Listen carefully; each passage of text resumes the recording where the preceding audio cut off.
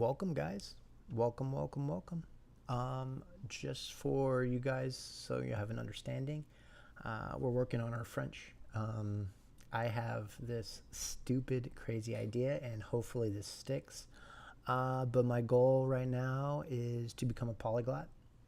I'm already kind of like a little bit of a polymath.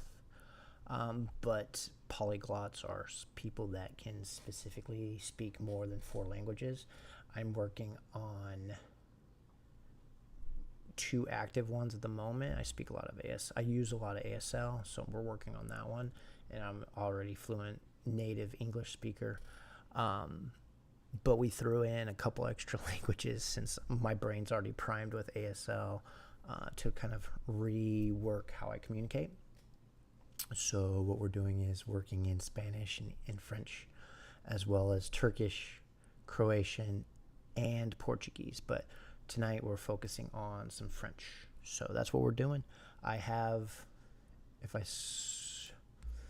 pivot over to here, so what we're seeing here, this is setting up for the,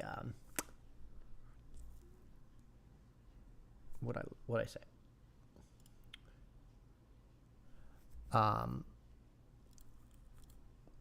What we're setting up here is the live stream, but the way I have ChatGPT set up right now, ChatGPT, go ahead and introduce yourself in this chat dialogue of anyone who hopped in right now for the live stream, what it is we're doing, what's our goal, and what it is we're kind of working on tonight. And kind of give a basic explanation as to why we're doing it in this methodology.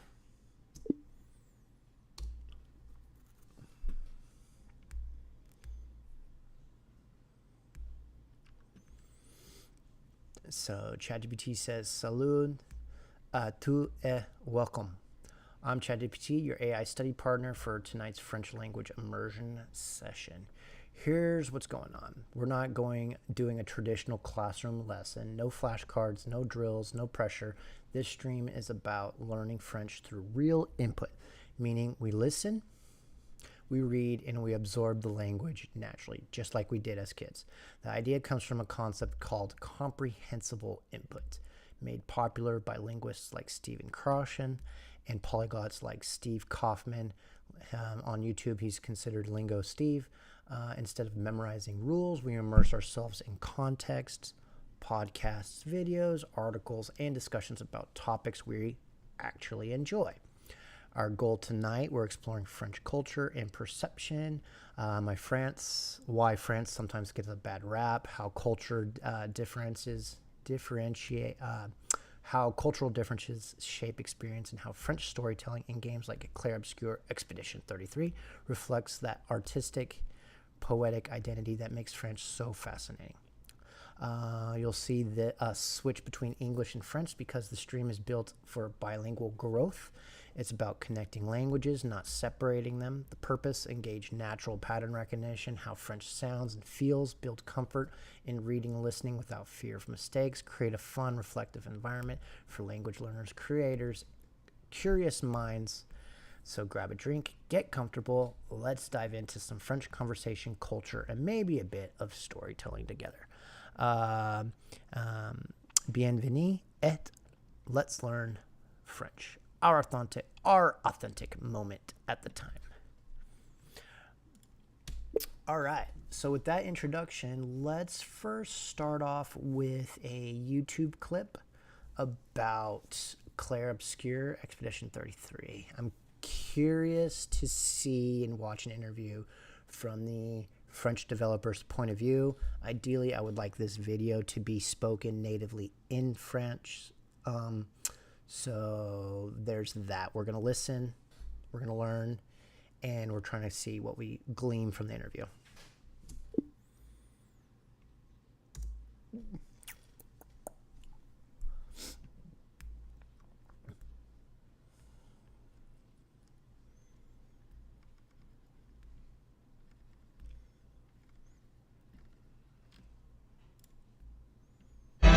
I thought I was used to losing your loved ones. Yeah, me too. My philosophy has always been, We make a game for people who are going to enjoy it. If there aren't many of them, that's okay. What we want is for the people.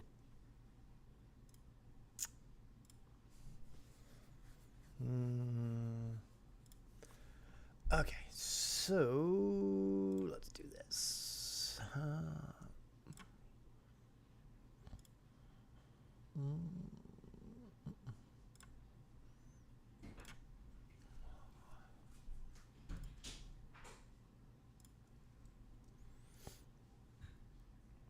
Are you having trouble trying to keep up with your... Scribe is how 4 million people turn processes into step-by-step guides. The hardest part of any job, I don't care where you work. Voilà, que les gens...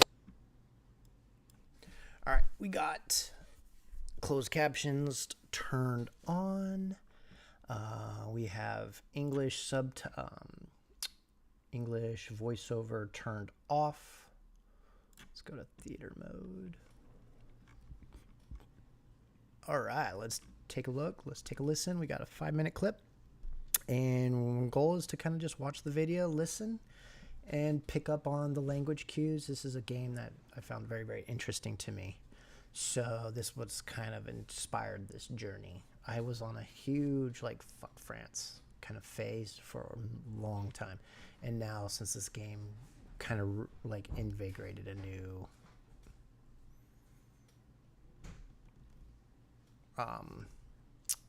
interest in the culture and the language, all because of this game. And the reason I liked it so much is obviously they had really good voice talent for the game, but one thing that stuck out to me was in the game, in the English voiceovers, they utilized some French. So particularly like the swearing. You heard merde, putain. Sorry if I'm using bad language, YouTube, but it was said in the game and I swear here. So I just love the layering of, like, even though these voice actors were speaking English, instead of using English language swearing, they literally used just the French translations or the French words because they're trying to kind of hint at this culture being French. So words like mes amis and luminaire, Renoir. So these were really, really fascinating uses of the words from French culture. Obviously, kind of making sure you had enough of the language to kind of still tell the story, but enough kind of coming back to just hint at a separation of cultures, just like a little ode to it. So it was really nice. Another kind of show that did that, I thought it did very similarly, was kind of like shows like Star Wars or Battlestar Galactica, where they kind of remade their own sense of cussing and swearing. So instead of like dubbing or having to bleep out something, in Battlestar Galactica they used the word frack a lot, and so that became kind of like that standard, hey, when a human being swears, we can't do it on TV. It became like a little loophole where the show created its own language, and anytime you heard it, you knew what they were doing, why they used that, because they can't say another word, but it became so immersive that it became their way of swearing. So that's kind of like how this game was. Instead of having fuck and shit and other words that you hear in the English language, they're using the French swearing. And so I loved it. Instead of hearing English swear words, you hear the French. And like French greetings and things like that. So it was really cool. All right, close out OBS. You don't need to look at OBS. Je croyais être habitué à perdre des proches. Oui, moi aussi. Ma philosophie, ça a toujours été, on fait un jeu pour les gens qui vont kiffer ce jeu. S'il n'y en a pas beaucoup, c'est pas grave. Ce qu'on veut, c'est que les gens qui, voilà, que les gens qui aiment le jeu, hein, ils adorent le jeu et que ce soit un des meilleurs jeux de leur vie. Toi, tu te bats pour changer les choses. Pour ceux qui suivront. D'accord? Salut Brut, bienvenue à Soundful Interactive. On est le studio derrière Expédition 33, entrée. Donc ici c'est la salle qu'on appelle Cara, donc pour caractère. Donc c'est tous les gens qui développent les personnages, les modèles de personnages. So a couple key things. Obviously my ear is not quite cued into French dialect. Yeah, they speak with like a different. If I was a vocal coach or a singer, they'd be able to kind of explain this better. But it feels like to me like different ways of pushing out air through the mouth. Where I was talking to ChatGPT about this yesterday.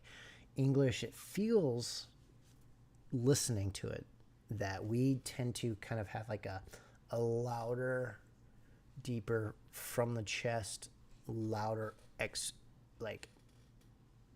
more open and louder, more intense usage of our diaphragm usage to speak English. Like from right now, I'm explaining it.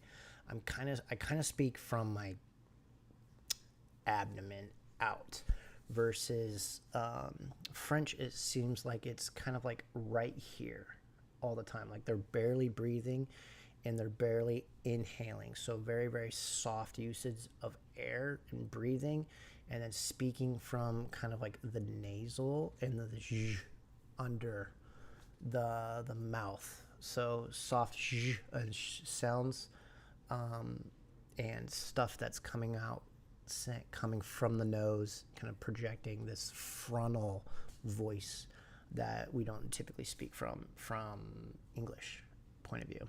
So that was my thinking. I'm not quite sure. I'm still learning, but that seems to be the consensus where I think I'm at. But we don't know. But in this video, right off the bat, a couple words stood out in the transcript of the video. In the closed captions, I can see the words development and personnage, modeles. I'm assuming these words, one, development, development. So to me in English, it spells like dev, develop, pp, ment, pent, develop, pent. So we don't, instead of ment, pent, they emphasize the p. So that's kind of interesting. Personage, I don't know if it's person or personage or like a persona. I'm kind of curious. Obviously, modeles, I think, is kind of very similar to model, models, maybe models of various things. And there was another word in here, character, caractère.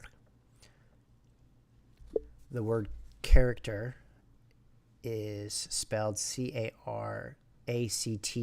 with a little explanation point E on the E, and then the R-E. So I feel like it's the same kind of sound in English to French.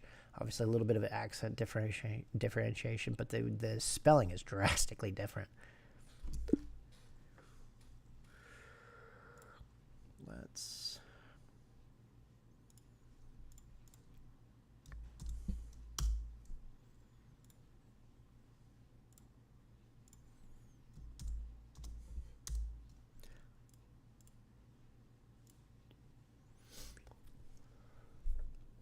Let's see what ChatGPT has to say about what I just spoke about. Excellent observation.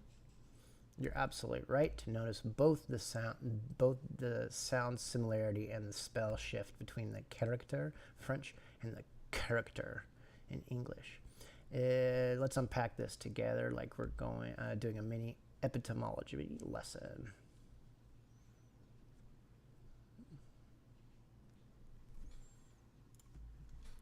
Okay, in the chat, I don't need an etymological breakdown. Obviously, I'm seeing that they're two very similar words.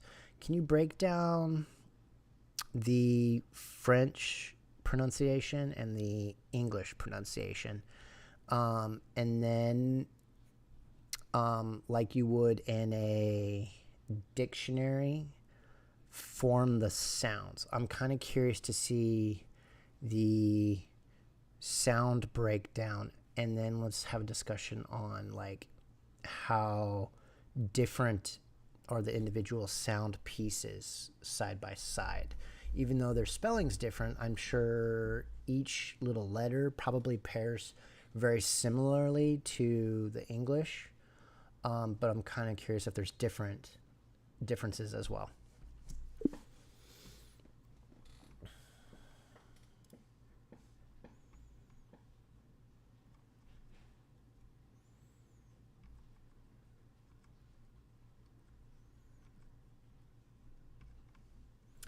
All right, French character character, character, breakdown syllable, ka, short, open, rec.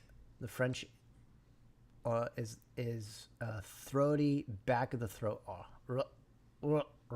gargling softly, ter, open,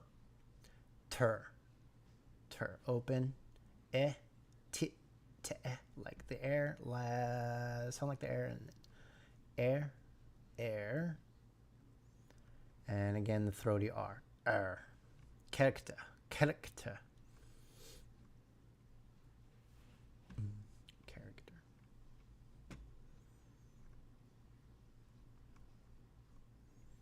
Ka, ik, t, care, ik, ter. Yeah, that's how we would.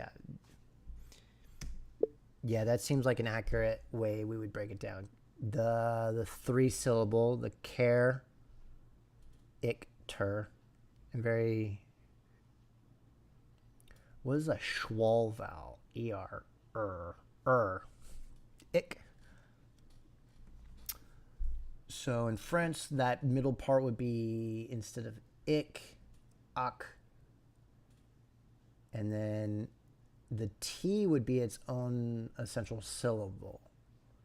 So it breaks down a little bit more in French. So you have a ka, a soft ka, ak, t, kakta. So a little bit more syllables broken into there, versus English, it seems to be 2 syllables. Care, ik, ter. Character. So like 5 little pieces versus the 3. Am I kind of breaking that down linguistically, right?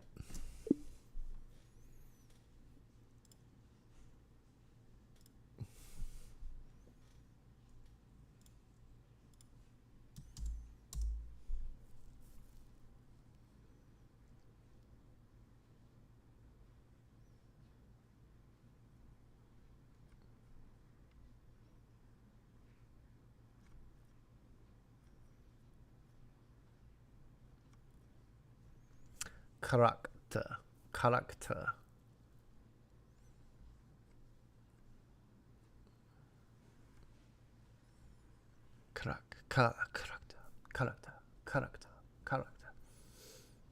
Other rhythm feels even step. Other rhythms evenly stepped. Character. Almost musical. So yes, in French the syllables are almost segmental. You hear the ak. 3 syllable, 2 character.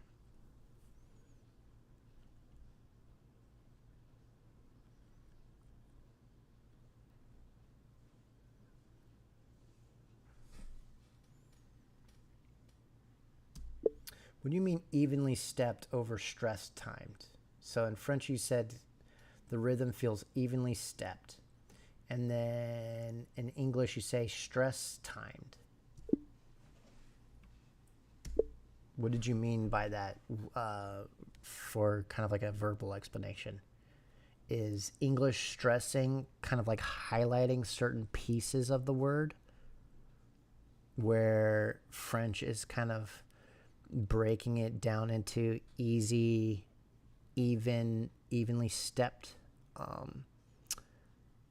was it syllables, where like character, where they're kind of all spoken from the same front voice and soft tongue, versus English, we're flaring in care, ik, t. So we have very strong, like strong sounds mixed in with soft sounds. For instance, the strong k, air sound, ik, that strong k, and then the t,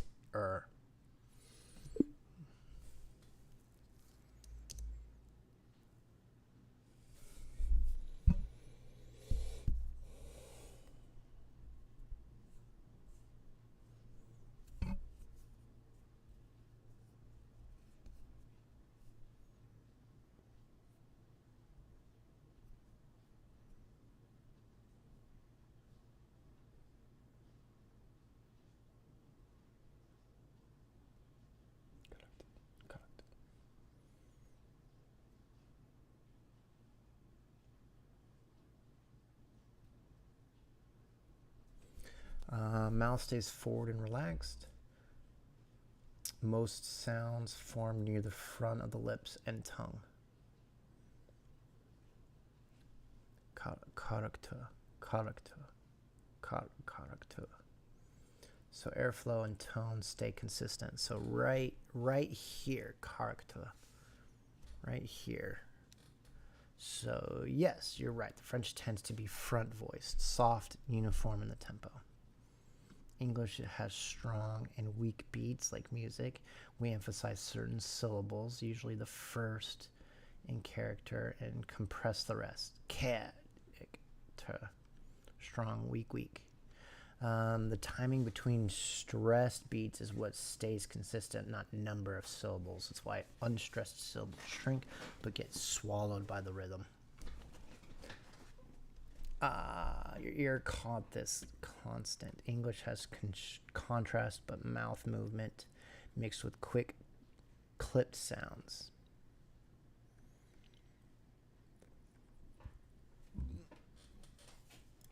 Développe les personnages, les modèles de personnages en 3D. Donc ça va des personnages en eux-mêmes, aux costumes qu'ils portent, aux coupes de cheveux aussi. Voilà, on a des gens qui sont dédiés à chaque partie. Comment est-ce qu'on crée un personnage d'un jeu vidéo ? 3D ? En 3D, ouais. Si je dois vraiment le résumer très simplement, c'est de la pâte à modeler sur tablette et après on la colorie. En gros, faut imaginer qu'on fait de la pâte à modeler. Donc on part d'une sphère, puis après on fait du coup un personnage. Après il y a plein de petits côtés techniques, etc. derrière. On va faire des patrons du modèle en 3D pour le mettre à plat, pour pouvoir après appliquer des textures. Donc tout ce qui est couleurs, etc. C'est encore plus simple que ce que j'espérais comme explication. Il y a moyen de résumer ça très simplement. Hein. C'est des métiers faussement compliqués. Ensuite, on continue la visite dans la salle tech, donc où il y a à la fois l'équipe de programmation et l'équipe de game designer. En gros, ce que fait l'équipe programmation, c'est un peu de fournir des briques de gameplay, donc pour aller composer un peu les différents éléments du jeu. Donc nous, on est sur des combats à tour par tour avec plein d'effets qui peuvent se déclencher. Donc l'idée, c'est qu'on va fournir une brique pour faire des dégâts, pour faire empêcher le joueur d'esquiver par exemple sur un tour. Et l'équipe game design va pouvoir prendre ces briques-là et les combiner pour faire tous les effets des compétences. Okay, so what I'm getting at when I'm reading this transcript is, even though it is a foreign language to me, as a native English speaker, I'm seeing a lot of kind of I would say would be linguistically probably are originally French words. And then just kind of given slight variations of the accenting and stuff like that. Like where I have it paused. So what I've found in like Latin and English, if there's not a Latin word that to completely like make it independent, typically they'll say like an English word and it just kind of gets spoken in a Spanish style of how their accent works, of how they say their sounds. But I'm looking at this and there's a lot of foreign words, but the word spelled out Combiner,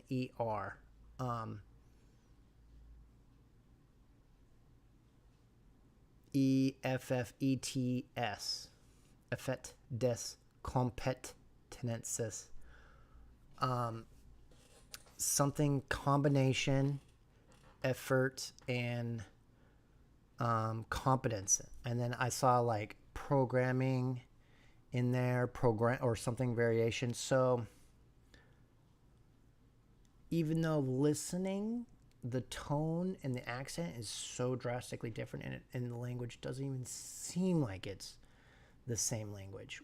Reading it, a lot stands out. Like maybe it's just this is a modern thing, modern like programming, video game design. It's a modern thing, so it maybe they're talking from a modern geopolitical, using French words, but they're modern kind of creations or created things, and then written and spelled out in a French way, but maybe not. I'm looking at these words and I'm starting to think, well, if they're English, they may have been French at one point in time. We just kind of adjusted them over time. So that's kind of what I'm getting at, looking at the closed captions.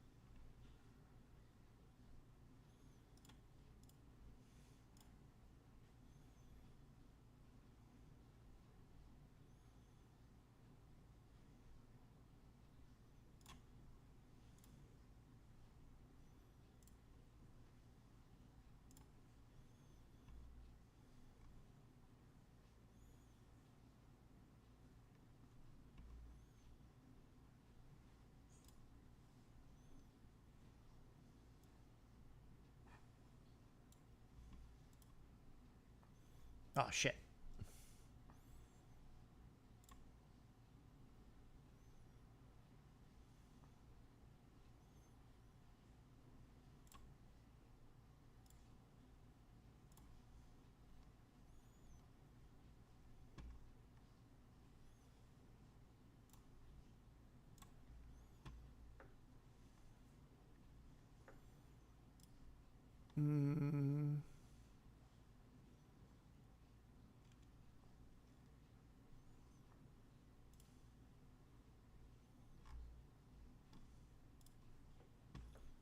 The reason this video is popping up in your feed is I've joined with Stan to create the Stan Challenge because they've built this. Je croyais être habitué à perdre. On est le studio derrière Expédition 30. Voilà, on a des gens qui sont dédiés à chaque partie. Comment est-ce qu'on crée un personnage d'un jeu vidéo ? 3D ? En 3D, ouais. Si je dois vraiment le résumer très simplement, c'est de la pâte à modeler sur tablette et après on la colorie. En gros, faut imaginer qu'on fait de la pâte à modeler. Donc on part d'une sphère, puis après on fait du coup un personnage. Après il y a plein de petits côtés techniques, etc. derrière. On va faire des patrons du modèle en 3D pour le mettre à plat, pour pouvoir après appliquer des textures. Donc tout ce qui est couleurs, etc. C'est encore plus simple que ce que j'espérais comme explication. Il y a moyen de résumer ça très simplement. Hein. C'est des métiers faussement compliqués. Ensuite, on continue la visite dans la salle tech, donc où il y a à la fois l'équipe de programmation et l'équipe de game designer. En gros, ce que fait l'équipe programmation, c'est un peu de fournir des briques de gameplay, donc pour aller composer un peu les différents éléments du jeu. Donc nous, on est sur des combats tour par tour avec plein d'effets qui peuvent se déclencher. Donc l'idée c'est qu'on va fournir une brique pour faire des dégâts, pour faire empêcher le joueur d'esquiver par exemple sur un tour. Et l'équipe game design va pouvoir prendre ces briques-là et les combiner pour faire tous les effets des compétences du jeu, pour aller créer des nouveaux ennemis qui vont avoir des mécaniques un peu puzzle que le joueur va devoir essayer de résoudre pour pouvoir aller au bout du combat. Et donc là on va pouvoir continuer la visite dans la salle environnement. Donc c'est là que sont faits tous les décors.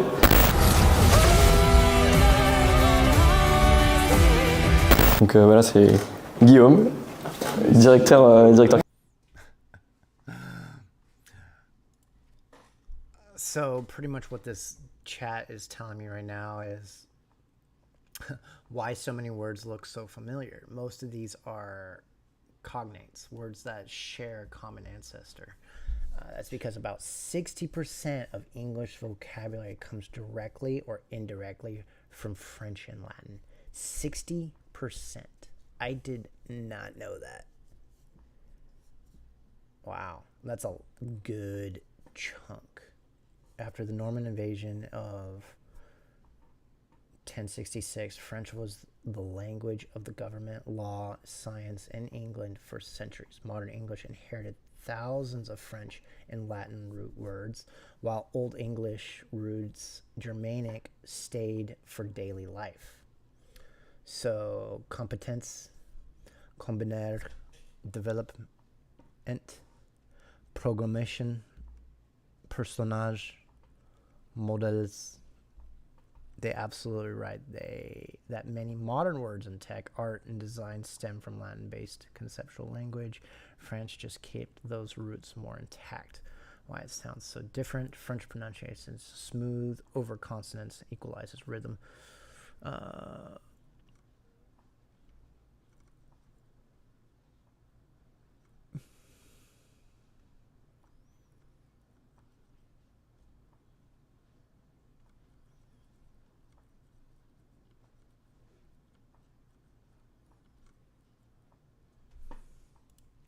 Créatif. Bonjour. Ma philosophie, ça a toujours été, on fait un jeu pour les gens qui vont kiffer ce jeu. Même s'il n'y en a pas beaucoup, c'est pas grave. Ce qu'on veut, c'est que les gens que les gens qui aiment le jeu, ils adorent le jeu et que ce soit un des meilleurs jeux de leur vie. En fait, on voit que le projet a vraiment dépassé toutes les attentes, mais en termes de reach, on a des gens qu'on visait pas du tout, qu'on disait jamais ils joueront à notre jeu. En fait, tout le monde joue au jeu, j'ai l'impression. C'est un truc de fou. En fait, de base, j'avais un scénario qui s'appelait We Lost à l'époque, qui est un peu l'ancêtre d'Expédition 33. Le problème de l'ancienne histoire, c'est que moi, je l'aimais beaucoup, mais elle était dure à expliquer, c'était vraiment compliqué. Elle se visualisait pas en fait avec quelque chose de concret. Ouais. C'est ça.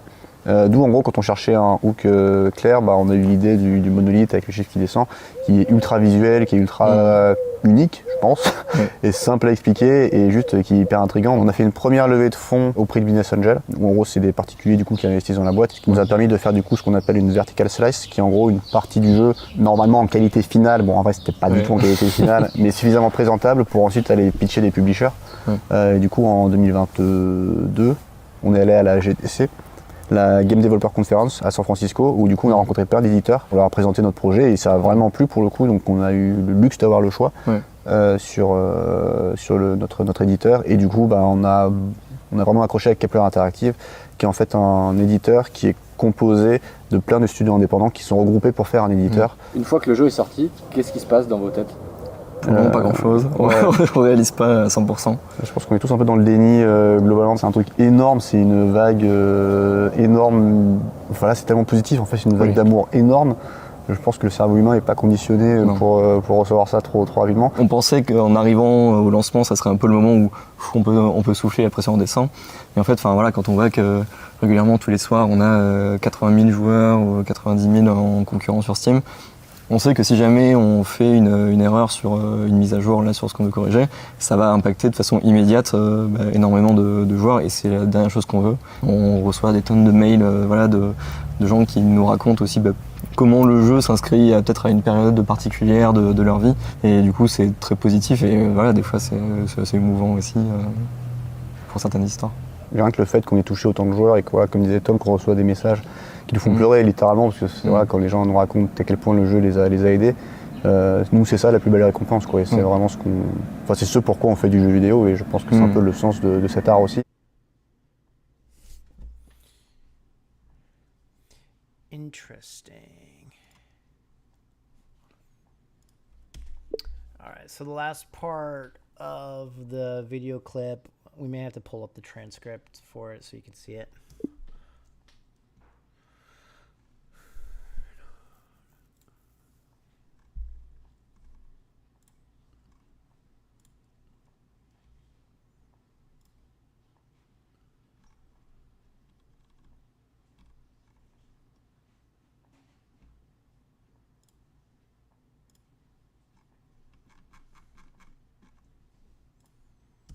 All right, on the page, I have the transcript open.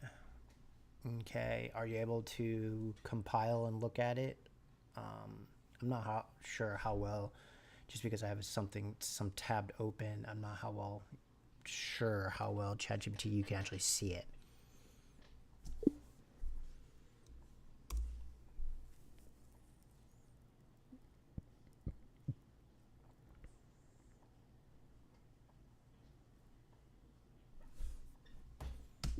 Okay, lay out the whole context of the video for me then.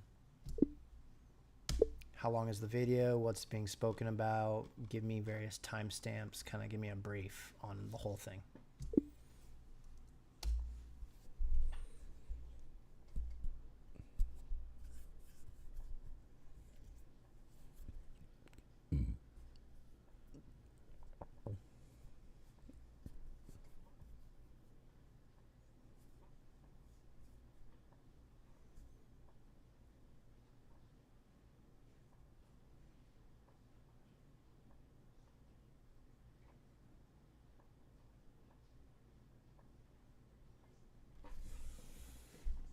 So listening and reading the closed captions, what I got from it, obviously it was a tour of the game studio, but the first started off with like two main faces.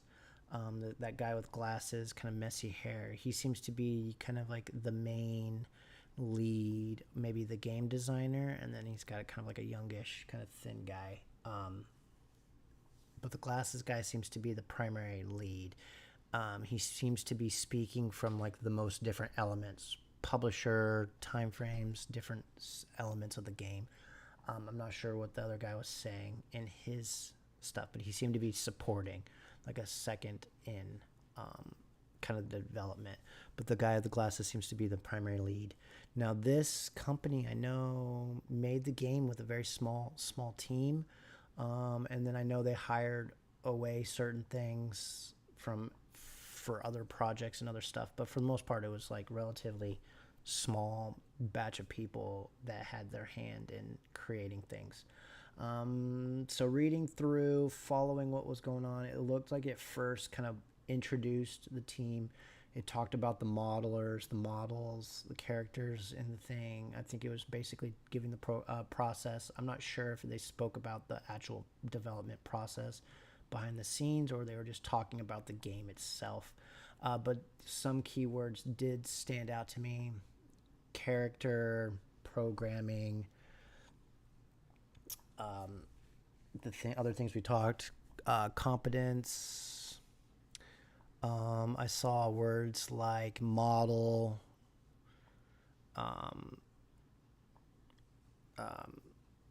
other things.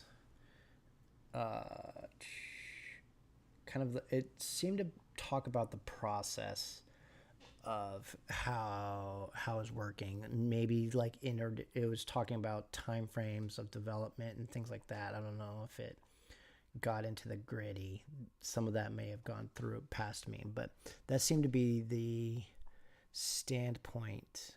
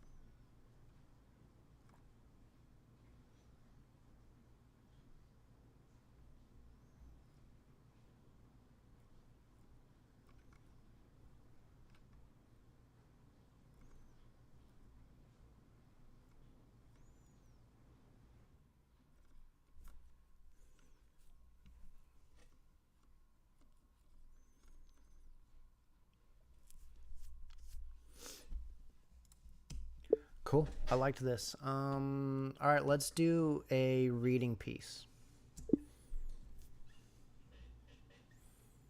Similar interests in nature. We can continue down the Claire Expedition 33 rabbit hole. Ideally, I would like to read a piece that talks about the art direction and storytelling of the game, particularly the art direction. I'm kind of curious if anyone's talked about it in any form. Artists, reviews of anything, its reflectiveness, kind of like coming through from an like art savant kind of lens or something like that. I'm kind of curious of what they say about Claire Obscure's art style. So let's read a piece about that. So give me a web source. Again, this is all language educational, so the goal is to keep things in French right now. And then I'll read through it. I'll give my critiques and what I see.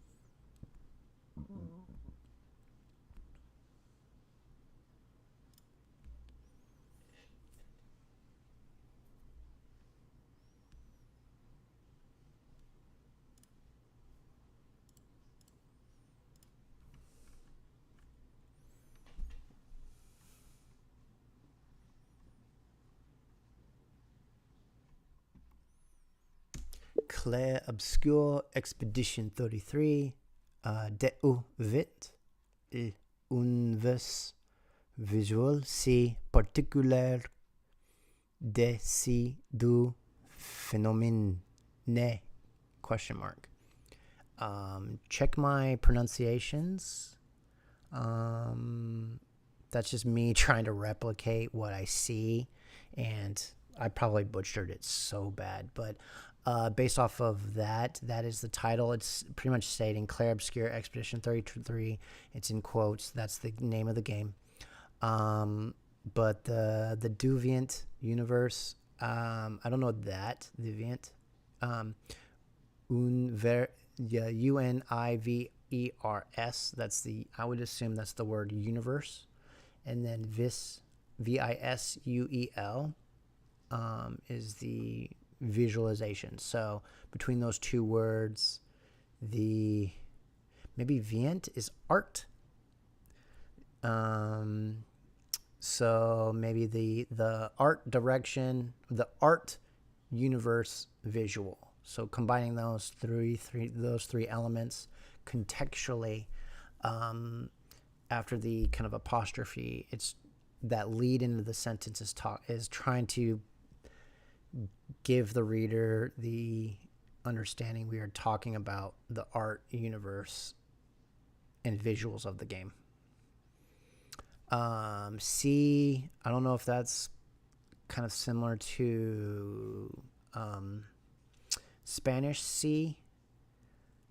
I'm assuming no, so I have to scratch that. So I don't confuse those. I don't know if that's like a kind of like a piece that's a lead into another word. PARTICULE or LIER. I'm sure that has its fun little way of pronunciation, but I think that is the French representation of particular for the English version. D'essai du phénomène. So PH, the E with the explanation, the NOME with an exclamation. I don't know what that sign is. You're going to have to teach me. N and E, phenomenon. So the art direction or the art universe of a particular phenomenon. So let me know how I dissected that or thought it through of my understanding.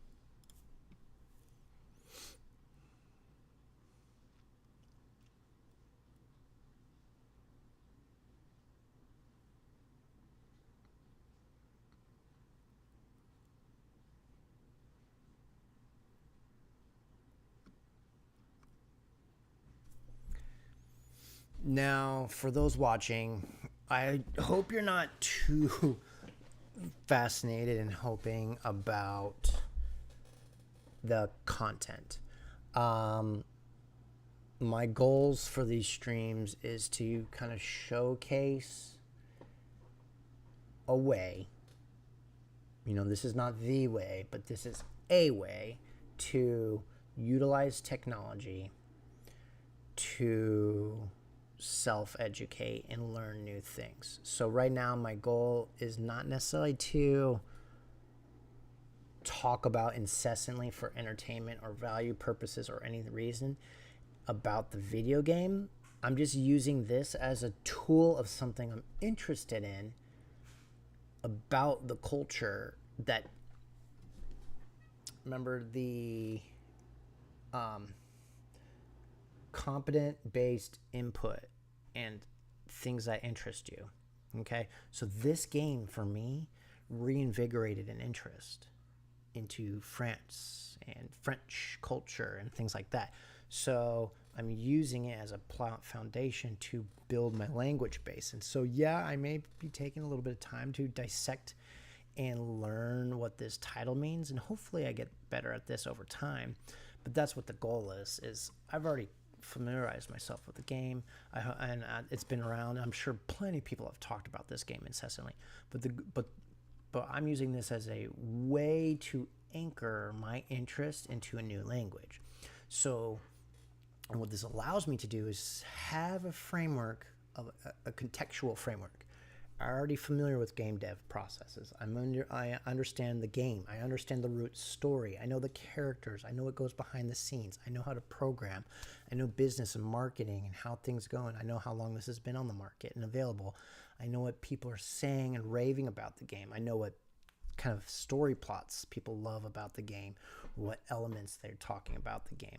And so this is kind of gives me a rooting factor into contextual understanding to build understanding from exposure to these words. And so that's what the goal is, to kind of take these words and map meaning to what I already know. And that's how you educate yourself.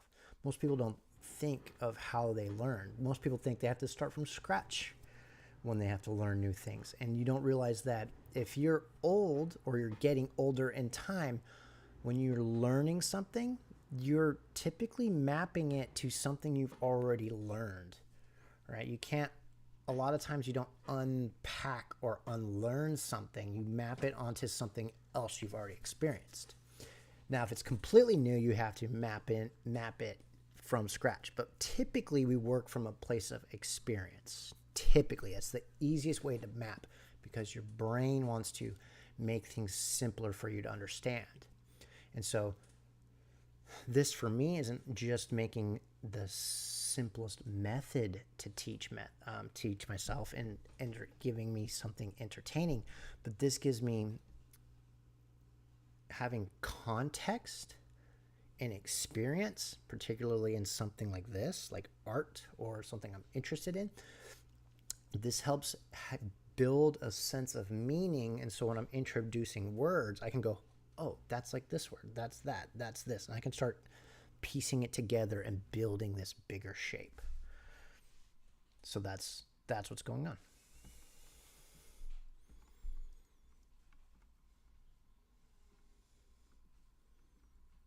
Clear, obscure, experience. Where does the visual universe of this phenomenon game come from? Phenomenal.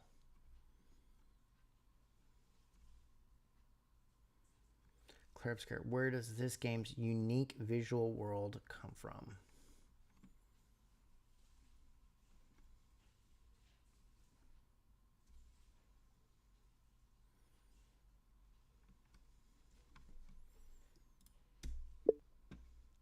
So the du vent, is that the kind of the question part of the lead in, or the specific part of the question, the who, what, when, where? Is that part of the word?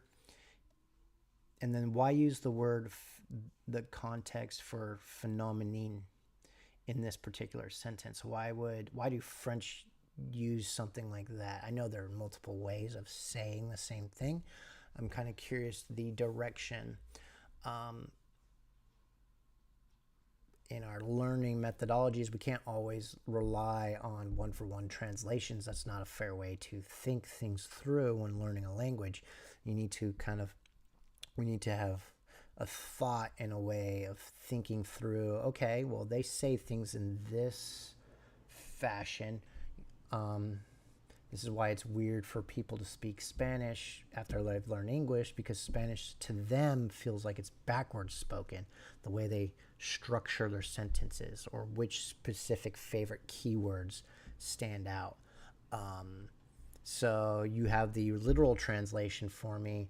But then you also, I like how you broke down the kind of how an English speaker would typically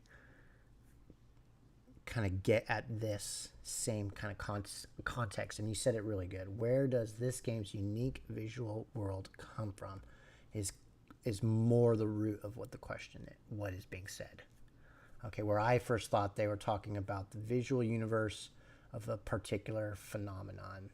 And so I glommed on into a particular word's meaning, phenomenon, universe, and visual universe, versus I didn't realize there was a question there. I forgot the question mark.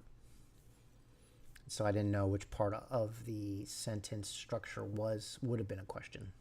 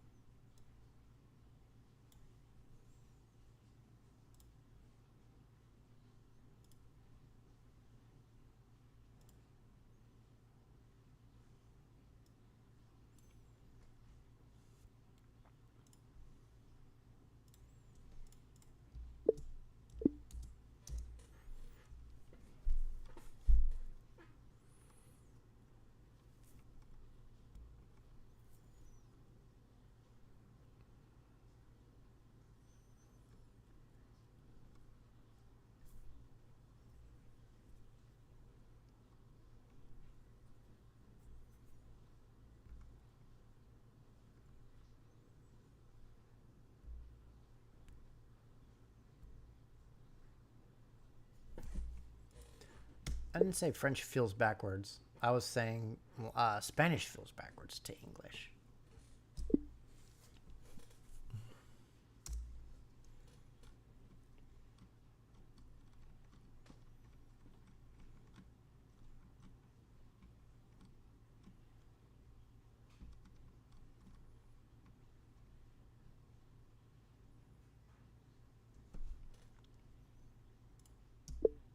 The event.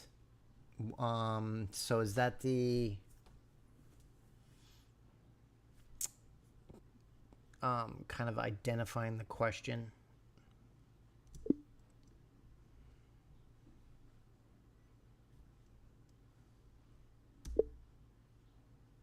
So in English, there are different ways to ask questions. We typically,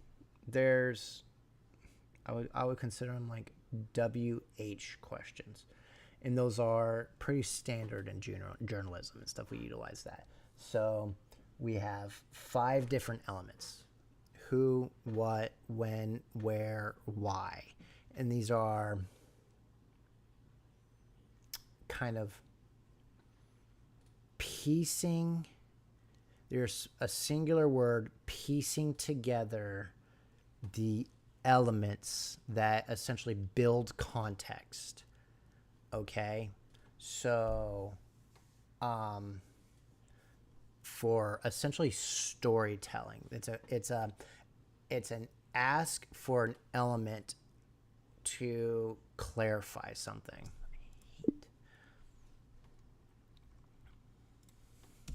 So that's the typical kind of root meaning of for English. I'm not sure if France does the same kind of element, and I'm not quite sure what other ways to ask questions, but most questions come from kind of the WH lens of we're trying to extract one piece of key information for our contextual understanding. So, you know, we usually pick a singular word that creates a element of that context. So a who question would be trying to figure out a person of something. So when we ask who in a question of a person, we're trying to identify a individual or a group of people. A what is a action of the story. It's the element of the action that happened that the person is trying to happen. So we like to say what happened. What it's asking for a clarity for typically a verb kind of thing. So what is the verb of the story that we're trying to fill? Remember, these questions are essentially creating a story.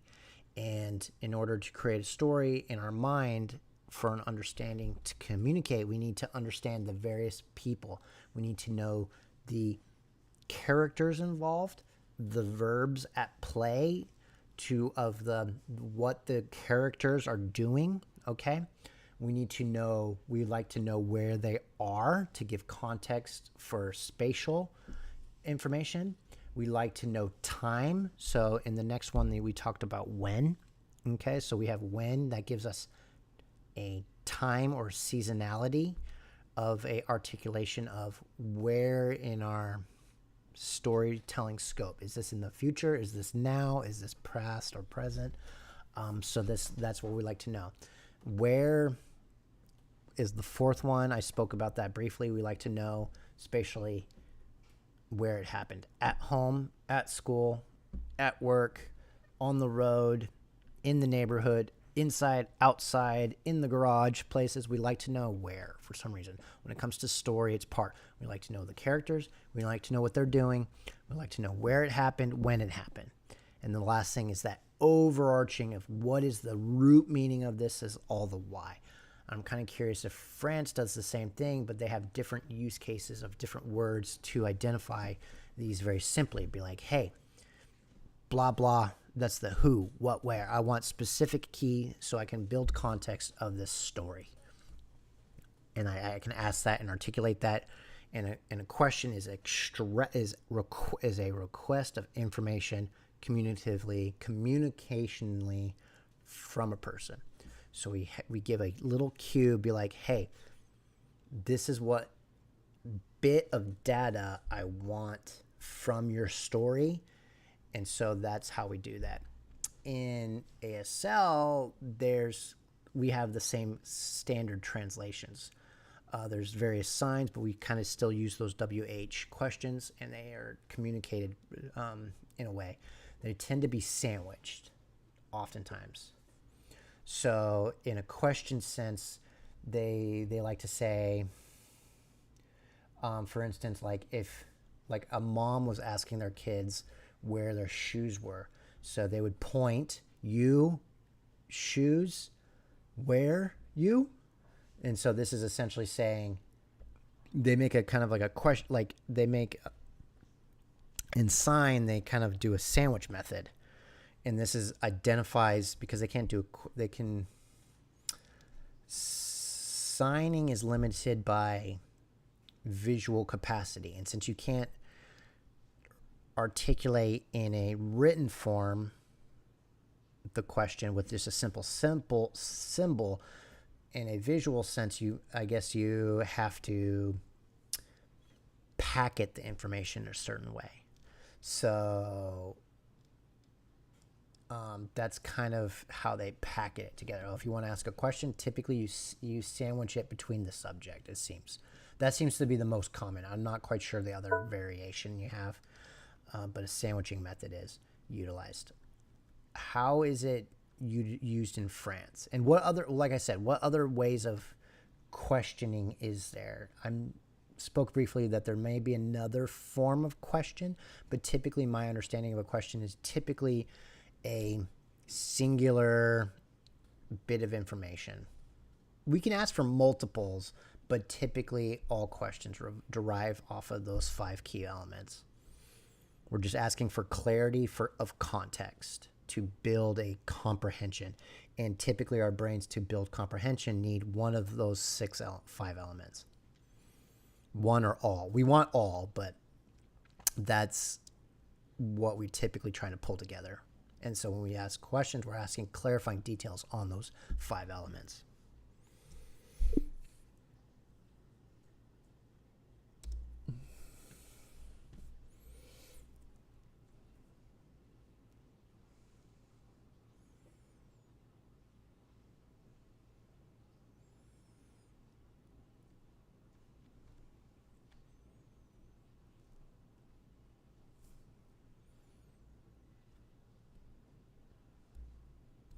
Interrogative topology. How languages construct questions. How languages construct questions.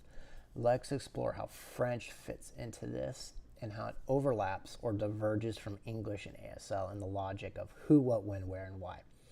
The WH, or in French, the Q, CU, or QU, question family. And yes, French also organizes questions around the same 5 informational targets you identified. Who, what, when, where, and why. And how, the comment.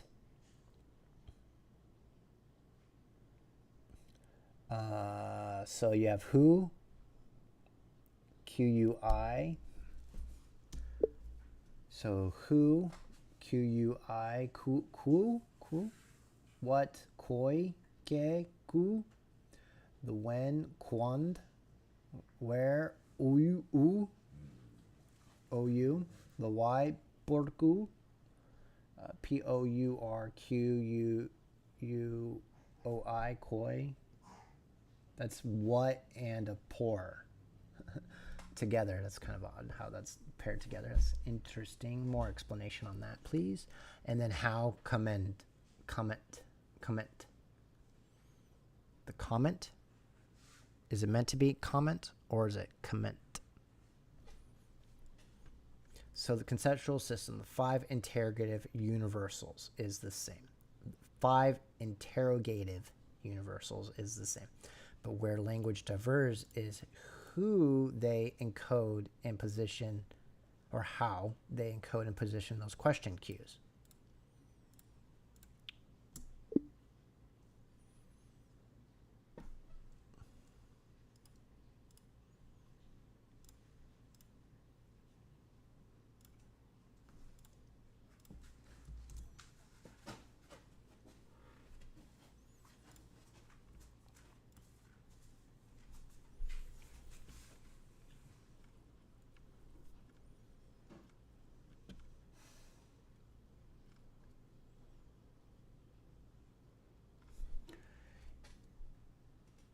In English, you usually cue a question by front-loading your interrogative word. Yeah, so we always usually have that front load, that first right off the bat. Who, what, when, where, why. Get that to be the first word of the sentence. Okay, and so everything after that will be extra context or extra details related to the question. But the first lead in of what piece of information we're looking for is led on to right off the start. French has 3 primary patterns for questions, each revealing how focus is handled differently. You have inversion, formal written, journalism style, devant, universal, visual question, literally, from where comes the visual universe? This is the same sentence that triggered your curiosity earlier. Inversion signals a direct structured question, typically for writing a formal speech. From where does. Okay, so again, front loaded. Inversion is front loaded.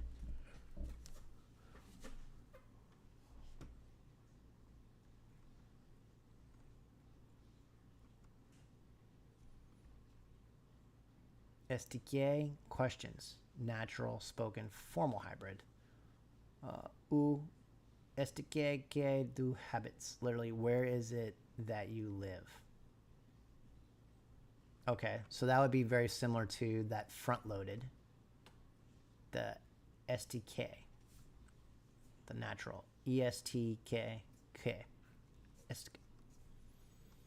And the intonation questions, informal and spoken. Tu habits où?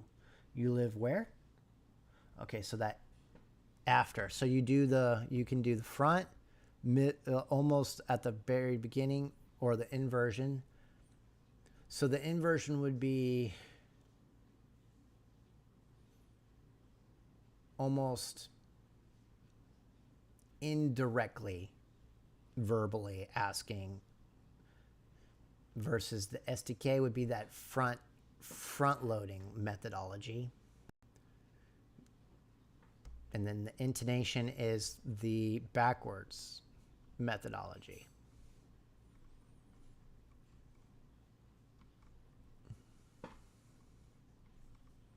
We kind of do the same thing in English sometimes, but I think most common for most common speakers, it is that front-loaded methodology. I think that seems to be like the most widely dispersely method of doing it. I think we do the exact same things that you mentioned for the French. They're just less common. When you're speaking about generalized communicating with a lot of people, there are generalized methods, and then sometimes people use other ways, but it's I don't want to say we're lazy, but as human beings we have a lot going on, so in the end of the day, a lot of times we don't want to put in a lot of the work to really overcomplicate language all that much. We want to kind of just come up with an easy methodology, a nice brisk easy walk for us. But we do this for our minds as well, of like how we think our methodologies of communication. So I think we're fully capable of doing all of those at any one point in time, but it's less common to do it. As humans, I think we like to still in the end of the day kind of focus on being the most direct, because this minimizes the least amount of work that we have to do. And if you think about it, like our brains, it's not bad that we spend energy, but our brains have a high calorie engine. It's got to spend time.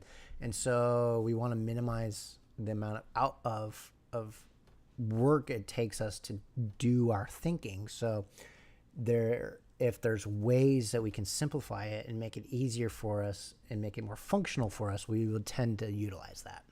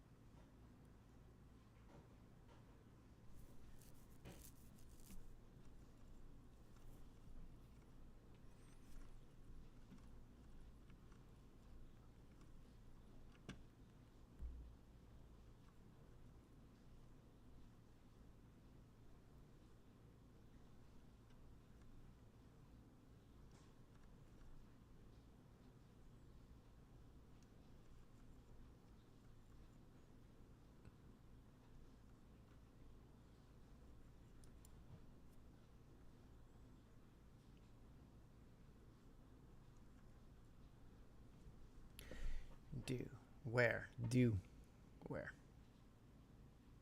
Vent, comes.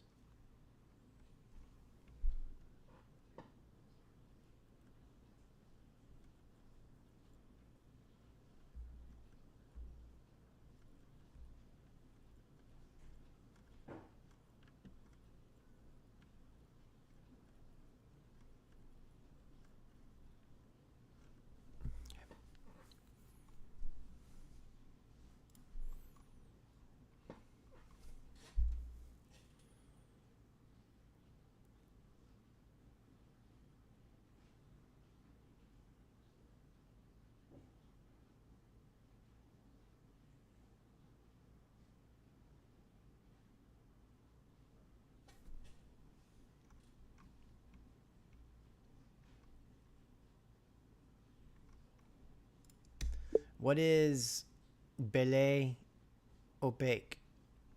I'm on the next part. I'm after the image and I'm working through some of the story. Is that an art style?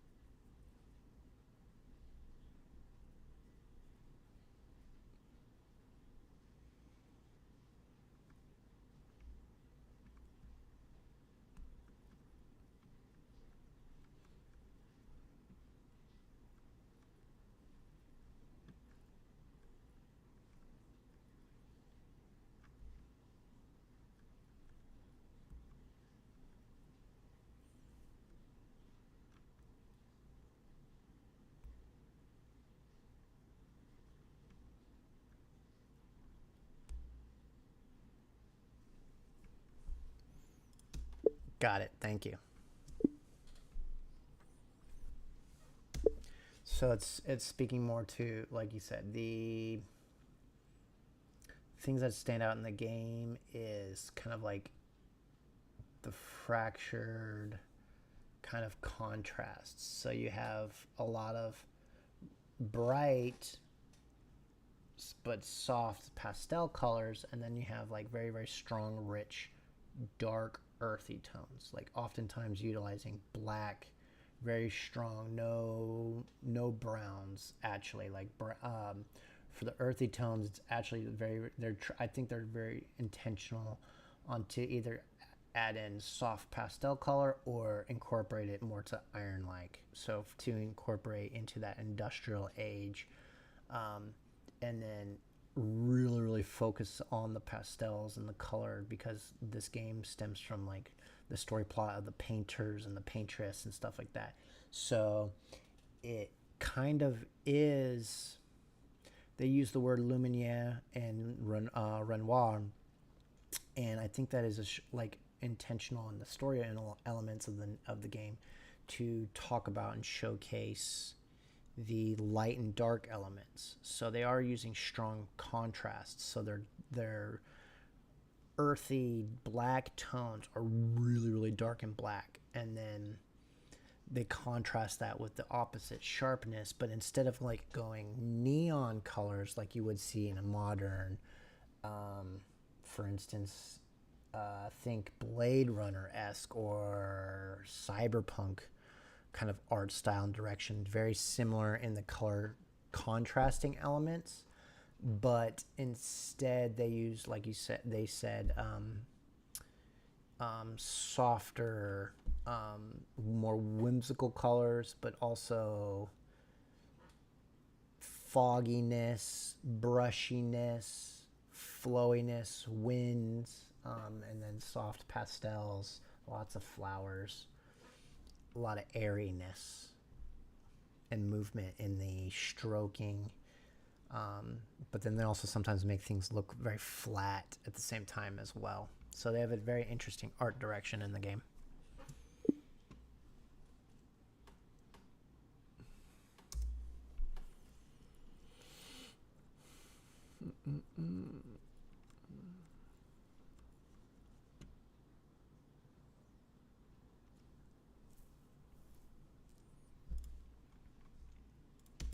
the words I used in that description, what would be some highlight French words that kind of relate to that message that I just conveyed?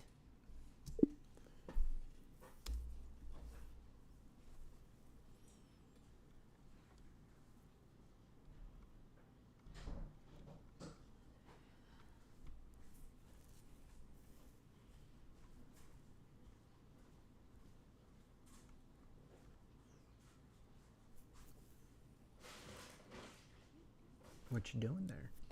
I am in charge of spirit.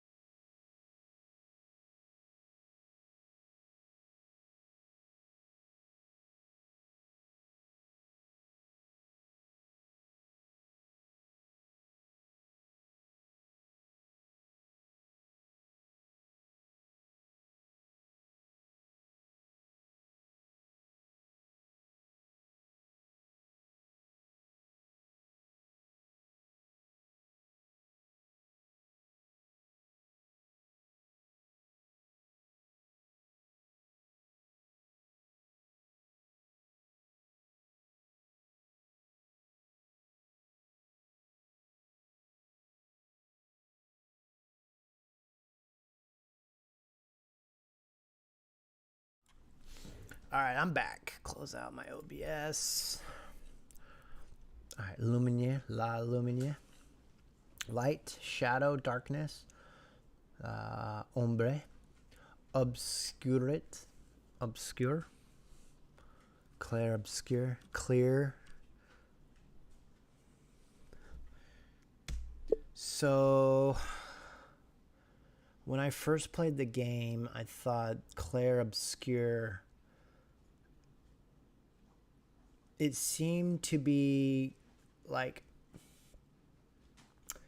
kind of like the title of a story series, and then it had the subtitle of like the specific chapter of that series. So similar to like the Lord of the Rings series, how you had the Fellowship, the Ring, Two Towers, and all the different books. I thought that's kind of how that was. So whatever the translation for clair obscure, but now that I'm reading through this, is clair obscure like speaking to the words of clear and dark, or is that kind of like the name of someone in the reference of the story element? And then Expedition 33 is that group of people about going on this journey. What's the deal with the separation? I'm just trying to understand it from a linguistical translation versus kind of like how we structure things for storytelling and stuff like that, for like longer series and stuff like that.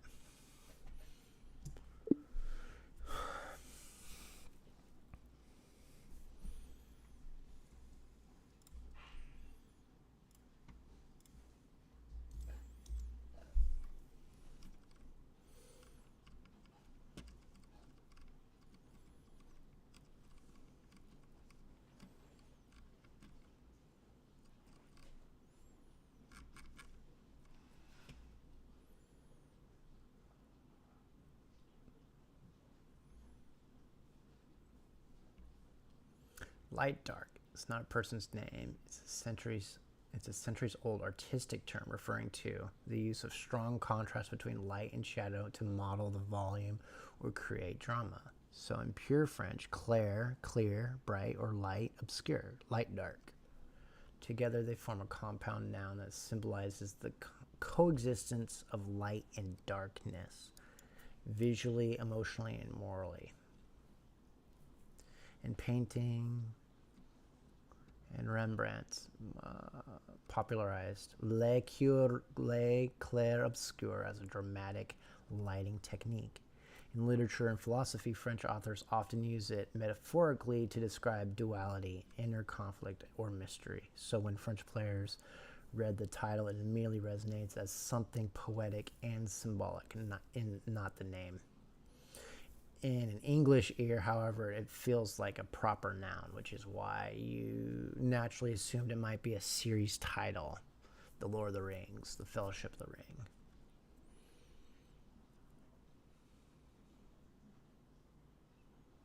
Clair obscure serves as the conceptual world or theme.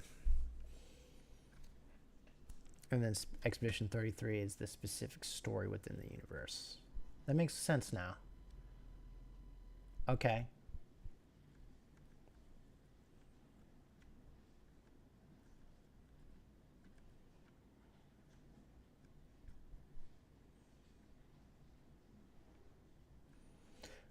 Clair obscure, Book 1, Expedition 33. Clair obscure Saga, Expedition 33.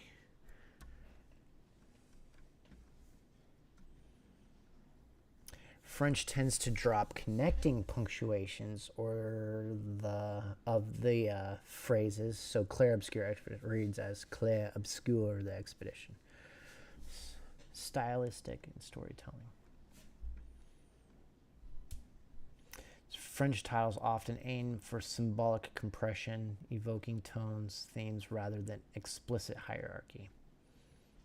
The Witcher, Wild Hunt, Dark Souls, Remnant of Ash, Clair Obscure, Expedition 33, same form.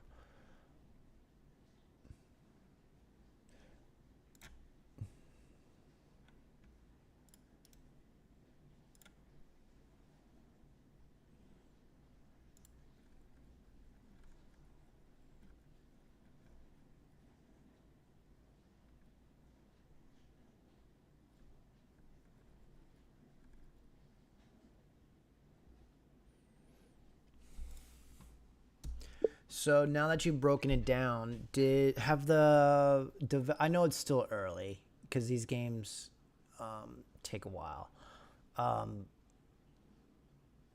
but have the developers shown an interest of expanding the world that they've established? Are they continuing on with like kind of like how Final Fantasy, they did a lot of odes to Final Fantasy. So if they kind of do the same thing, you think they might keep the same clair obscure umbrella, but find a new story to tell within, like, and then cross blending elements like what Final Fantasy did? Or do you think they will find a new story to tell within the world? So for instance, like, in the story, they talked about the painters and the writers and stuff like that. And so that might be an area where they can explore and expand, bring back a lot of the key players, but, or characters, but that's not how Final Fantasy does it. And this game did a lot of odes to how old RPGs back in before the early like 2000s RPGs were kind of built. Using like some of the side quest areas did the little kind of the Final Fantasy 7 and 8 and 9 kind of pre-rendered backgrounds or backdrops, and then having these little characters kind of move around on the backdrops. And so there was just a fixed camera angle, and it was very, very picturesque and very beautiful and very stylized and artistic and really interesting. And it kind of was a nice little ode, and even like the overworld is very ode to Final Fantasy 7 and 8, and the same thing. The RPG battle elements. So I'm kind of curious to see what they do next. Have they spoken about it yet?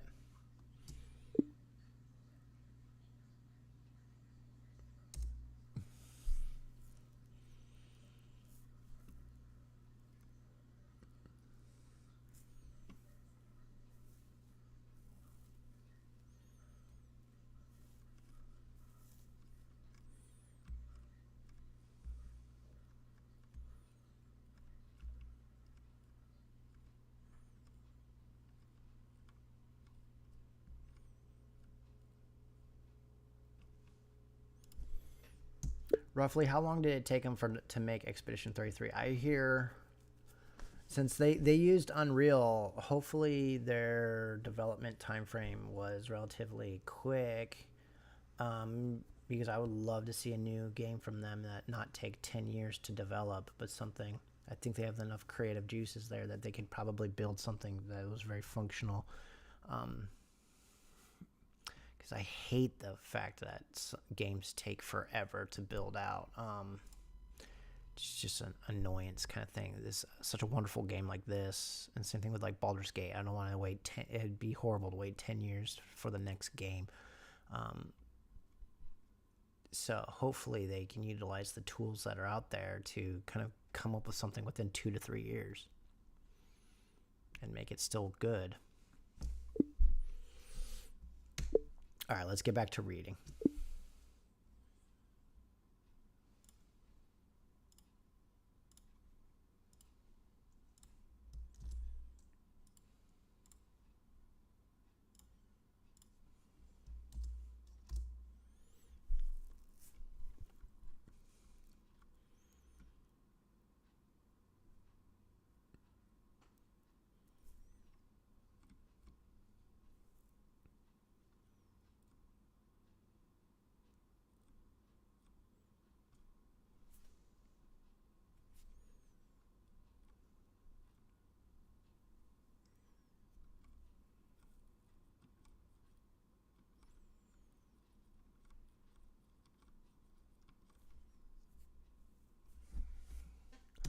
All right. Et histoire de ne pas es facile un pas la tâche. Le studio Sandfall Interactive propose également une histoire entièrement originale das dans un univers à la direction artistique indiette. Inspiration de la France à la belle opaque avec une tache de humour hexagonal, baguette et berets inclus. All right, so I probably completely butchered it, but from my lack of understanding of it, I'm just trying to piece and understand sound and constructions and visual keys of the language. So some of the pieces that stuck out to me in that specific paragraph, and I'm sure you can read it because it's like the first part of the thing. The words history, facile, studio obviously made sense. Studio, Sandfall Interactive. Propose is completely similar. Engagement, I'm guessing. Enjoyment. Entertainment. Original, very similar to. So I see 1, 2, 3, 4, 5, 6, 7. Oh no. 7, 8, 9, 10, 11, 12.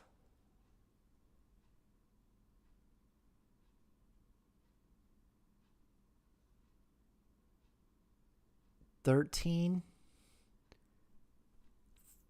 14 words that probably have I have a pretty good understanding from English. So the words would be history, facilitaire, studio, propose, également, entertainment, original, universe, direction, artique, indiette, inspiré, baguettes, and inclus. So all those words stuck out to me as words that I have a good conceptual understanding from English.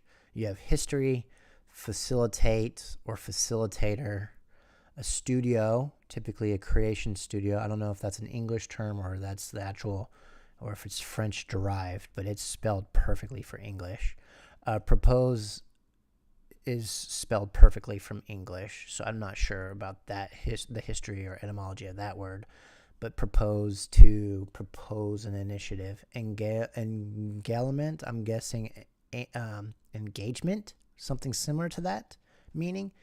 We already talked about entertainment. I don't know how to pronounce it, but it looks like entertainment, or would mean close to entertainment. Original. Universe, we already spoke about universe, so that is the universe of the art. Direction, it looks pretty close to the direction in English. Artistic style, maybe. Edit maybe. Inspiration. Baguette, I'm not quite sure, but that reminds me of like a item. I can't remember. I don't know what a baguette is, but I'm thinking of like a napkin or something, like some kind of bag.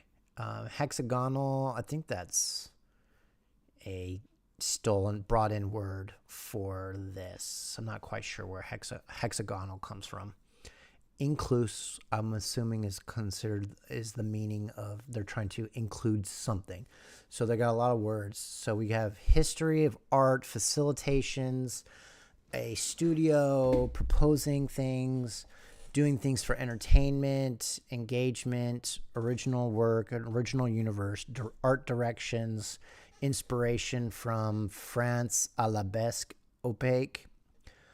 So French belle opaque era, maybe. Hexagonal, baguettes, I'm not quite sure. And then inclusions, or included things. So that's the kind of loose one-off things that stick out from that paragraph. So let's have a discussion on that.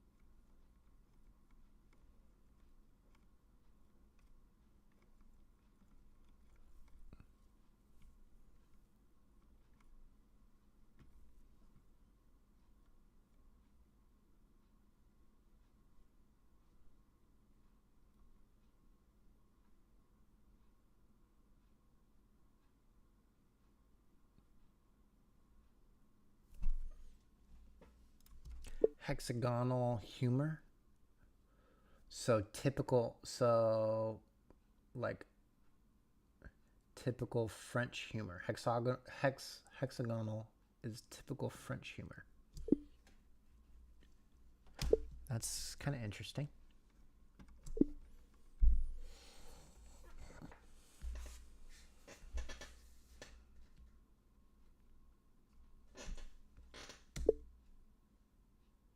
France is a hexagon. Wow. That's funny. You guessed baguette or napkin. Baguettes or berets include. Oh, they're joking, referencing stereotypical French culture. Bread, baguettes, a playful self-irony. What is a baguette?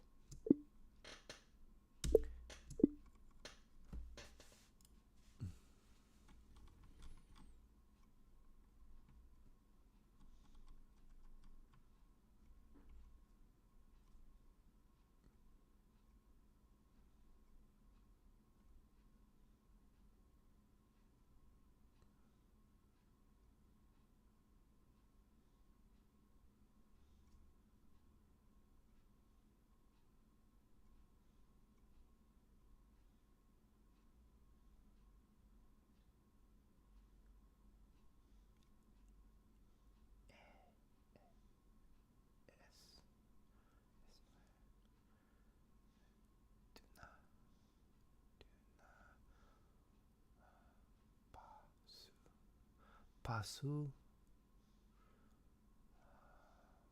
facile, et tâche.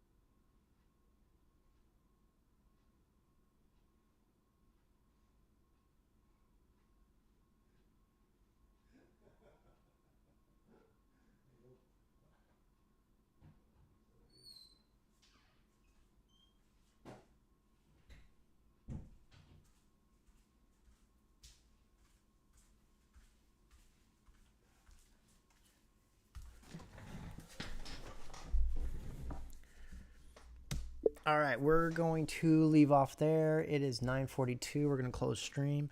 Go ahead and close out. Last things for the viewers that got it this far, what we worked on and what we learned and what we discussed, kind of give a brief. I had fun. I thought this was a helpful way of learning. I gleamed and I got some new words and things to add to my repertoire and think about as I go forward.